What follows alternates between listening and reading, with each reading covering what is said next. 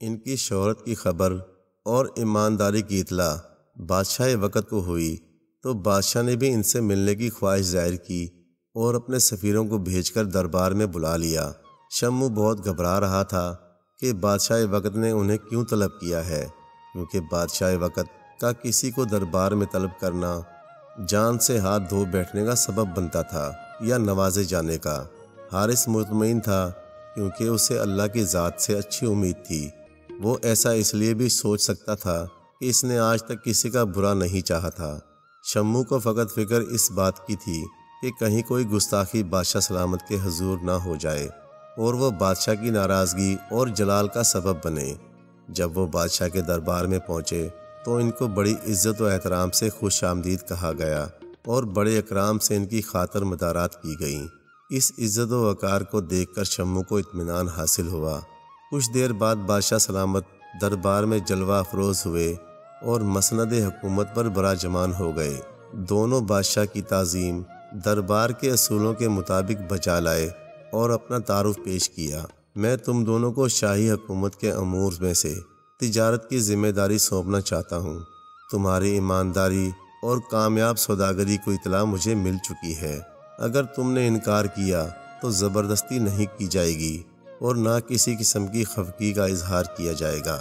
اگر تم اس تجارت کی ذمہ داری قبول کر لو گے تو تمہارے حق میں بھی بہتر ہوگا اور ملک و قوم کے حق میں بھی سود مند ثابت ہوگا، کیونکہ پچھلے سال ہمیں بہت سا جانی اور مالی نقصان اسی تجارت کی وجہ سے اٹھانا پڑا۔ بادشاہ نے کچھ کہتے کہتے خود کو خاموش کر لیا۔ کیسا جانی اور مالی نقصان اور کیوں کر بادشاہ سلامت؟ اگر مناسب سمجھیں تو ہمارے بھی گوش گزار کریں۔ حارث نے بڑے مؤدبانہ انداز میں بادشاہ وقت کے سامنے زبان کھولی۔ ہاں بادشاہ سلامت، ہم فقط اس لیے دریافت کرنا چاہتے ہیں کیا واقعی ہم جیسے چھوٹے اور ایک شہر میں تجارت کرنے والوں کی حکومت اور ملک و قوم کو ضرورت ہے؟ شمو نے بھی اس بات پہ وزن پیدا کرنے کے لیے گرہ لگائی۔ سنو سوداگرو، پچھلے سال ہم نے غیر ملک سے بے شمار اسلحہ اور جنگ کا سامان خریدا تھا۔ ہماری عسکری طاقت کا سالار اعظم اس سودے بازی میں ہمیں دھوکہ دے گیا۔ اس نے غیر ملک سے وفاداری نبھاتے ہوئے کمیشن کی لالچ میں ناقص مال خرید لیا۔ جب جنگ ہوئی تو ہمیں بہت بڑا جانی اور مالی نقصان اٹھانا پڑا۔ ہمارے بڑے بڑے جرنیل، یہاں تک کہ وہ سالار اعظم بھی مارا گیا۔ کہتے ہیں کہ جو کسی کے لیے گڑھا کھودتا ہے اس میں خود بھی گر جاتا ہے۔ خدا کا شکر ہے کہ ہمیں شکست تو نہیں ہوئی۔ تب سے ہم نے اس اہم عہدے کے لیے اچھے، ایماندار اور تجربہ کار شخص کی تلاش شروع کر دی تھی۔ تب ہمارے پاس تم دونوں کی اطلاع پہنچی کہ تم نے کس طرح چند اشرفیوں سے کاروبار شروع کیا اور دن رات کی محنت، لگن اور جستجو سے نہ صرف امارات حاصل کی بلکہ اپنے کاروبار میں نام بھی پیدا کیا۔ میں جانتا ہوں کہ لوگ تمہیں کامیاب سوداگر ہی نہیں بلکہ اچھا انسان بھی مانتے ہیں۔ تو بتاؤ کہ تمہاری کیا رائے ہے؟ بادشاہ بات مکمل کر کے ان کے جواب کا انتظار کرنے لگا۔ بادشاہ کی بات سن کر شمو نے حارث کی طرف دیکھا۔ حارث دل میں سوچ رہا تھا کہ اگر انہوں نے انکار کیا تو پھر کہیں تجارت کے حکومتی امور ایسے افراد کے ہاتھوں میں نہ چلے جائیں کہ جس کے اس کے سپہ سالار اعظم تھے، جس نے چند سکوں کی خاطر ہزاروں انسانوں کو موت کے گھاٹ اتروا دیا تھا۔ حارث کی آنکھیں نمی سے بھر گئیں۔ اس نے شمو کی طرف اسبات میں سر ہلا کر اشارہ کیا۔ شمو اس کے جواب کو سمجھ گیا۔ بادشاہ سلامت، ہمیں شہرت سے کوئی غرض نہیں ہے اور دولت کی کوئی ہوس بھی نہیں ہے۔ ہم اتنا کام کرتے ہیں جتنی ہمیں ضرورت ہوتی ہے۔ اللہ تعالیٰ کا احسان عظیم ہے کہ اس نے اپنے علاوہ کسی کا محتاج نہیں رکھا۔ اس پہلو سے بھی ہمیں یہ ملازمت کرنے کی چندہ ضرورت نہیں ہے، مگر جیسا کہ آپ نے ارشاد فرمایا کہ آپ کے سالار اعظم نے آپ کو دھوکہ دیا اور چند سکوں کی خاطر بے شمار لوگوں کو موت کے حوالے کر دیا۔ یہ سوچتے ہوئے ہمیں یہ عہدہ قبول کر لینے میں کوئی عذر نہیں ہے۔ باقی آپ ہمارے بادشاہ سلامت ہیں، جو حکم دیں گے ہمیں منظور ہوگا۔ شمو اور حارث کی باتیں سن کر بادشاہ سلامت کے چہرے پر مسکراہٹ پھیل گئی۔ اس نے ان دونوں کو دربار میں منتقل ہونے کی اجازت دے دی اور مالیات کے شعبے میں شمو کو اور تجارت کے شعبے میں حارث کے عہدے مقرر کر دیے۔ دن گزرتے رہے، دونوں کی زندگی پرسکون بسر ہو رہی تھی۔ اسی دوران ان کا ملک اور بھی مستحکم ہو چکا تھا۔ شمو نے مالیات کا حساب و کتاب چیک کر کے چوروں غاصبوں کو بھی واقع قرار سزا دلوائی اور مخلص و ایماندار لوگوں کی تنخواہ اور مراد میں اضافہ کروایا۔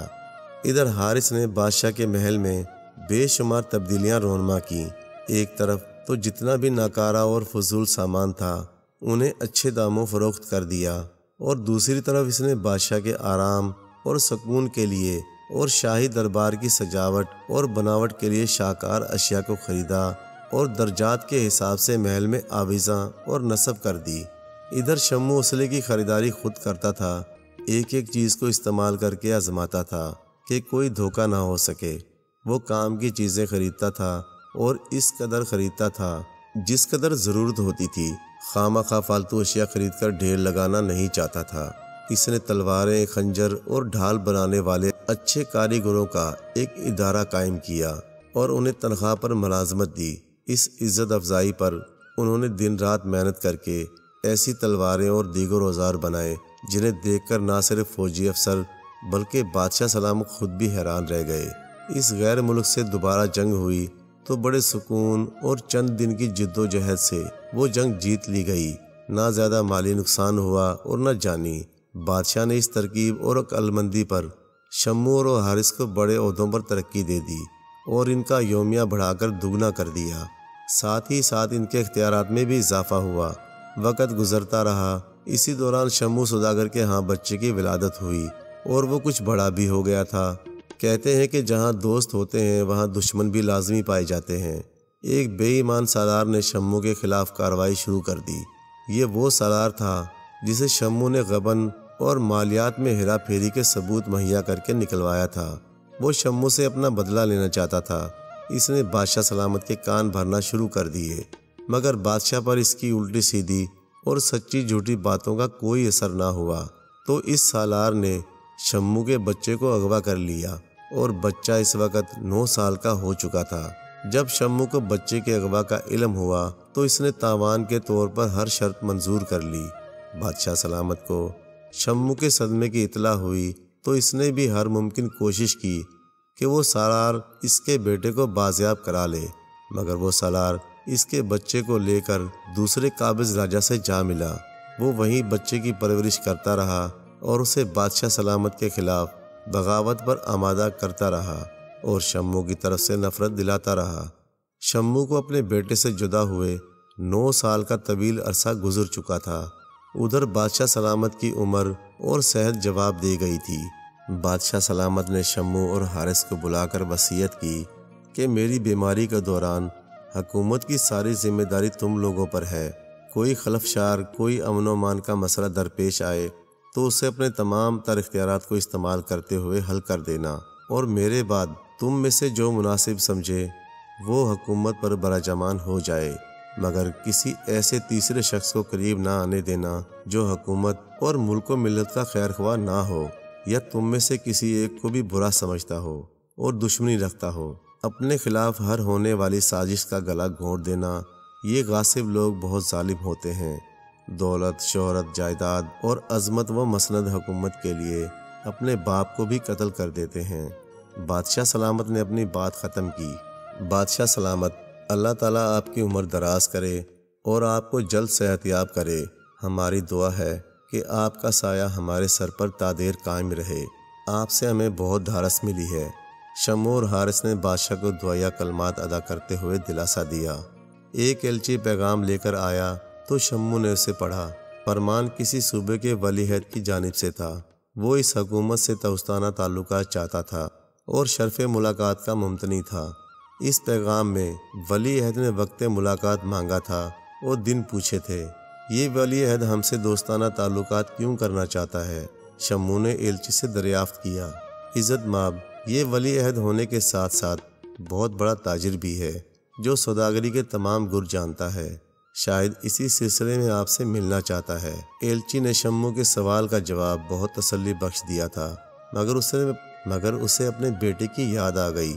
وہ سوچنے لگا کہ اس کے بیٹے میں بھی یہی خصوصیات ہوتی، کیونکہ وہ بھی ایک سوداگر کا بیٹا تھا۔ نہ جانے کس حال میں ہوگا اور اس سالار نے اس کے ساتھ کیا سلوک کیا ہوگا۔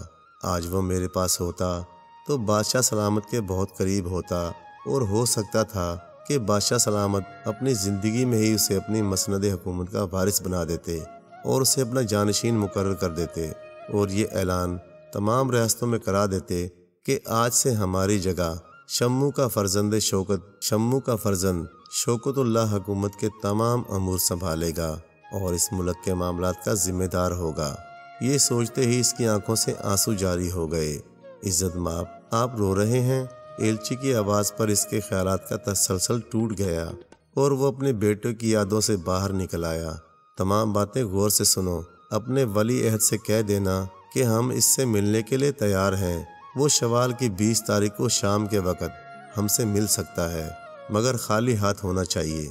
شمو نے اسی ایلچی کو تاکید کرتے ہوئے سمجھایا۔ لیکن جناب، وہ تو آپ کے لیے بے شمار قیمتی تحائف لانے والا ہے، پھر خالی ہاتھ کیسے آ سکتا ہے؟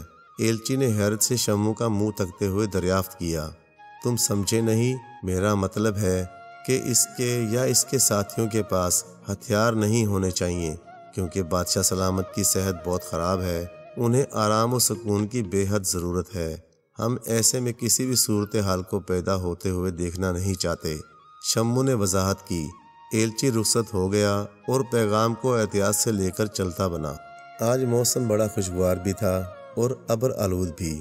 صبح ہی سے ٹھنڈی ٹھنڈی ہوائیں چل رہی تھیں۔ شمو نے حارث کے کانوں میں بھی یہ بات ڈال دی تھی کہ فلاں صوبے کا ولی عہد آج شام کو ہم سے ملنے والا ہے۔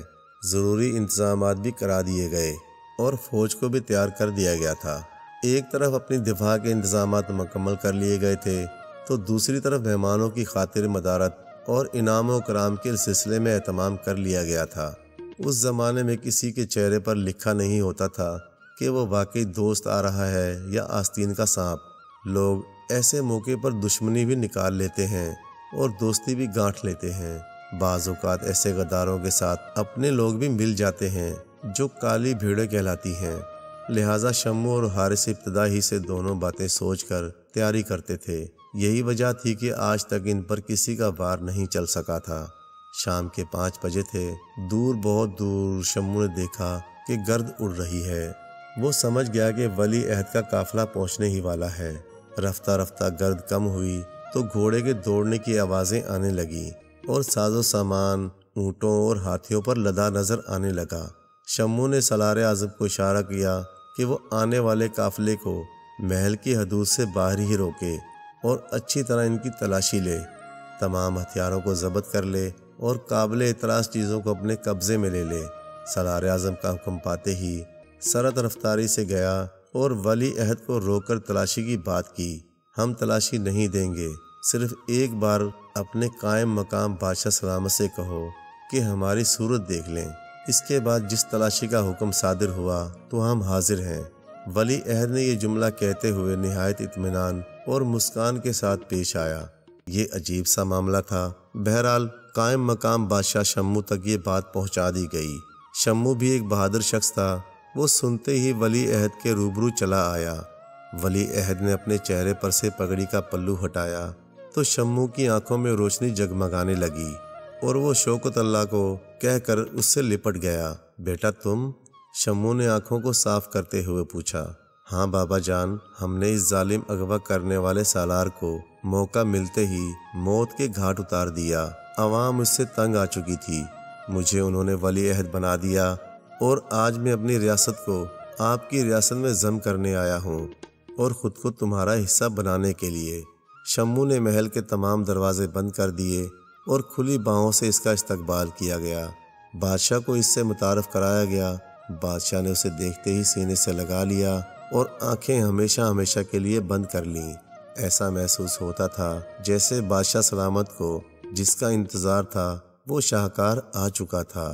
معزز ناظرین، اگر ویڈیو آپ کو اچھی لگے تو ایک لائک اور چینل کو سبسکرائب ضرور کر دیں۔ اپنی پسند ناپسند کا اظہار کمنٹ کے ذریعے کریں۔ جزاک اللہ۔